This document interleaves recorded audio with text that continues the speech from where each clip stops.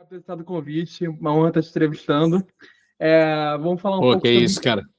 Diga o que quiser, que é essa música, né? Então aproveite para falar o que você quiser também.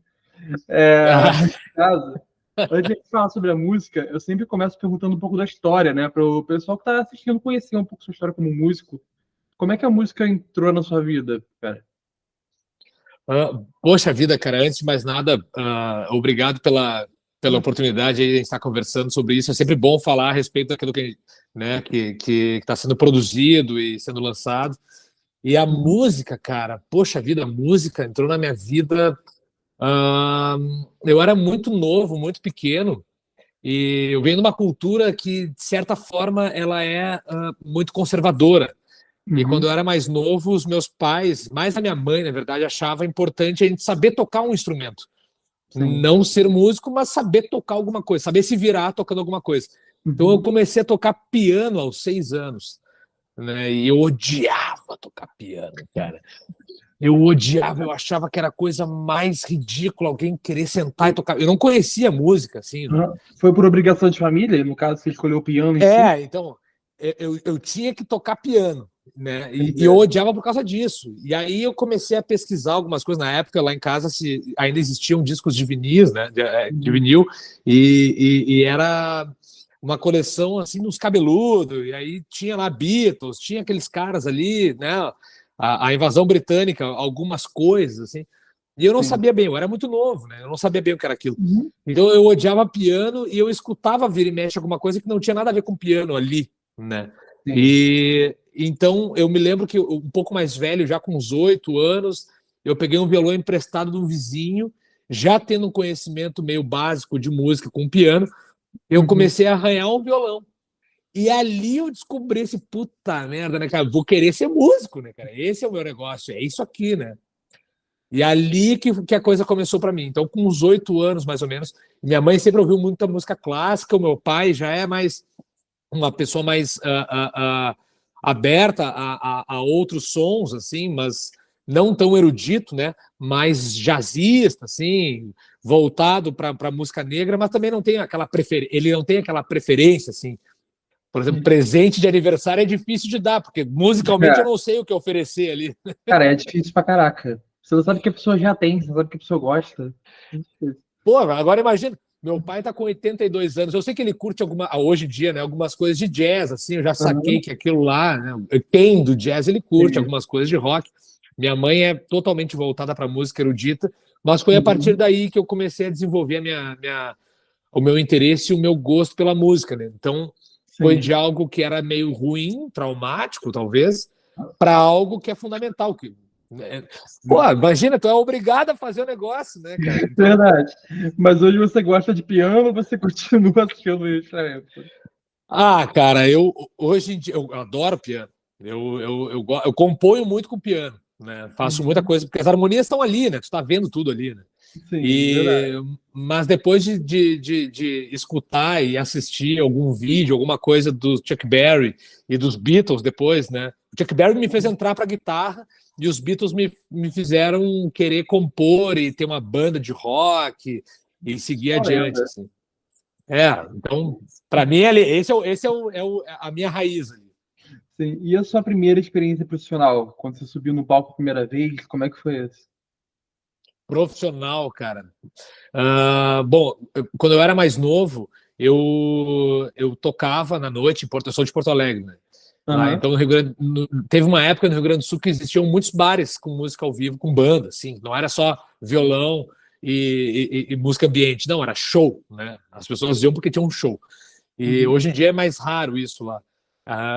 Então, nessa época, isso aí eu tô falando do final dos anos 90, começo dos anos 2000 ali, né?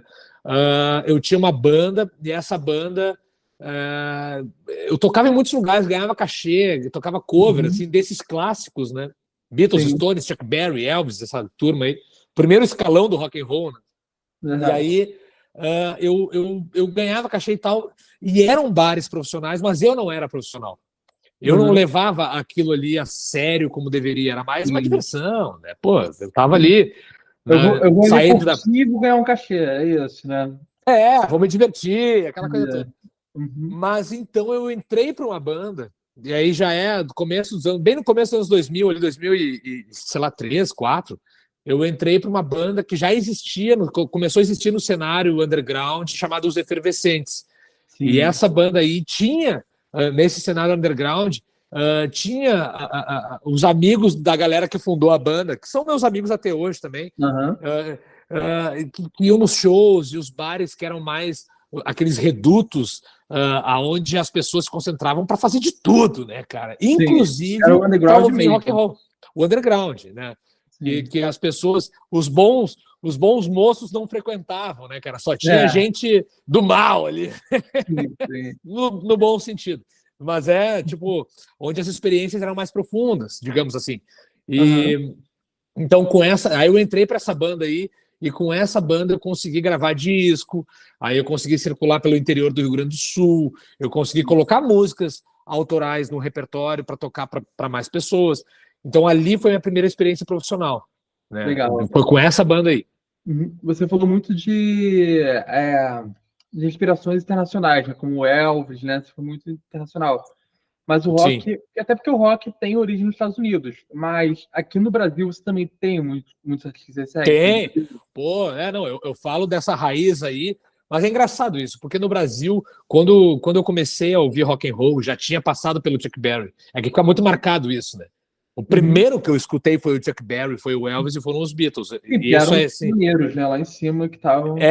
E nessa ordem, que eu ouvi o Chuck Berry, meu Deus do céu. Aí eu ganhei um compacto da minha avó, que não era nem em vinil, era em acetato aquilo lá, porque quebra muito fácil, um troço grosso. Ganhei o King Creole. Bah, aquilo é demais, cara. E eu ganhei aquilo lá da minha avó. E aí depois eu descobri os Beatles, que os meus pais tinham em vinil em casa. Eu descobri que aquilo Uhum. era Beatles, né? Então foi nessa sequência, assim. Mas assim, no Brasil. Aí depois disso aí, eu comecei a escutar as bandas lá do Rio Grande do Sul, né? Uhum. E no futuro, né? Pensando naquele piá que eu era, quando eu comecei a crescer, eu acabei virando amigo. Fui aluno de alguns, né? De aula de violão, de guitarra, de alguns desses caras. Por exemplo, Frank Jorge, que é da Grafo-Ré Harmônica, foi dos Cascaveletes, Grafo-Ré, né? O Márcio Petraco, do TNT, né? O Júpiter Maçã, que fundou os Cascaveletes e o TNT, né? Chegamos também a trocar experiências num cenário ainda já não tão underground lá em Porto Alegre, mas, Sim. bom, não preciso nem falar da Cachorro Grande, que surgiu junto com os Efervescentes, foi numa época muito próxima ali, nos anos 2000, começo dos anos 2000, então, pô, já tocamos junto, fizemos um monte de coisa junto, então, é claro que esse pessoal todo me influencia, e eu não, é impossível não falar da Jovem Guarda, né, Roberto e Sim, claro. Erasmo, né, Verdade. falar... Pô, tem um monte de banda. A Soul Music brasileira, eu sou muito fã da Soul Music, da música negra, da Motown, né, lá nos Estados Então, Unidos, da Stax, da Motown. Michael Mas Jackson aqui, também. e aqui no Brasil eu começo a ver, começo a pensar em todos os caras assim que eu mais gosto, e eu começo a pensar na Soul Music brasileira. Cara, que Tim Maia tá no topo, né? Com Mas certeza. pô, Tony Tornado e toda aquela turma, né? Então, tipo assim, tu começa a pensar que a raiz brasileira musical, assim, brasileira, ela é tão mais profunda.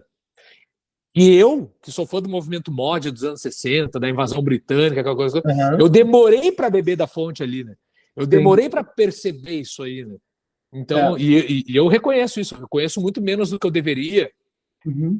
da música do meu próprio país, né? Mas foi através dos caras lá de fora que beberam dessa fonte também que eu passei a conhecer. Foi o caminho que te levou até aí. Foi isso. Exato, exato. O que eu tô vendo, cara, você fala muito bem, primeiramente isso. Podia ser professor. Pô.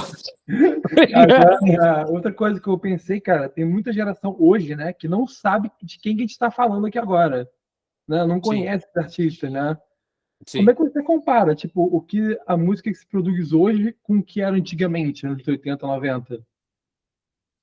Putz, essa é uma pergunta, não é nem uma pergunta, né? É um ponto de vista, porque isso que tu falou agora é fundamental.